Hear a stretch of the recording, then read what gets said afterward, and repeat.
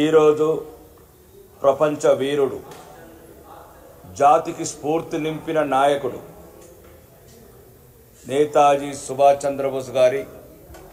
123వ జయంతి సందర్భంగా Bharatiya Janata party state ఆఫీసులో నివాళులు అర్పించడం జరిగింది. ముఖ్యంగా జాతికి స్ఫూర్తి, చరిత్రలో మరిచిపోయినటువంటి కప్పబడినటువంటి ఒక వీరుడి చరిత్ర. ఎటువంటి సౌకర్యాలు లేని ప్రపంచంలో ఈరోజు చరిత్రలున్న కొందరు జైలు గోడలలో బుక్కులు రాసుకుంటా టైంపాస్ చేసే సమయంలో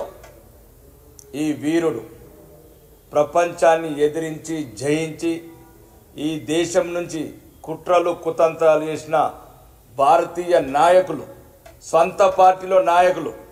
దేశానికి స్వాతంత్రం తెచ్చినామని ఫోటోలు పెట్టుకున్న ఈరోజు చరిత్రలో ఉన్న నాయకులు వాళ్ళ పన్నాగాలు, వాళ్ళ కుట్రలను ఛేదించుకొని కలకత్తా నుంచి బయలుదేరి దేశ విదేశాలు తిరుగుతూ ఆ రోజుల్లోనే ఎటువంటి రవాణా సౌకర్యం లేని టైంలో జర్మనీ కావచ్చు, మాస్కో కావచ్చు, అంటే ఊహించండి ఆ ప్రపంచ వీరుడి చరిత్ర,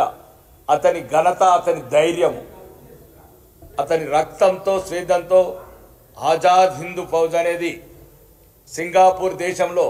మొదటి స్వతంత్ర భారత దేశాన్ని ప్రకటించిన ఒక మగధీరుడు, ఒక వీరాది వీరుడు, ఈ జాతికి ఈ దేశానికి ఎప్పటికీ స్ఫూర్తి నింపిన నాయకుడి ఆశయాలు ఒకవేళ ఆ కుట్రలో భాగమే ఎన్నో కుట్రలు చరిత్ర లేకుండా చేసిన నేతాజీ సుభాష్ చంద్రబోస్ గారిని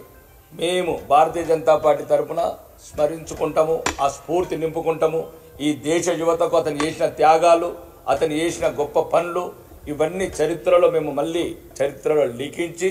ఈ భవిష్యత్ భారతావనికి, యువ భారతానికి పాఠాలుగా బోధించి ఆ నాయకుడి, ఆ వీరుడి ధైర్య సాహసాలు స్ఫూర్తి నింపుతామని ఈ సందర్భంగా చెప్పడం జరుగుతుంది.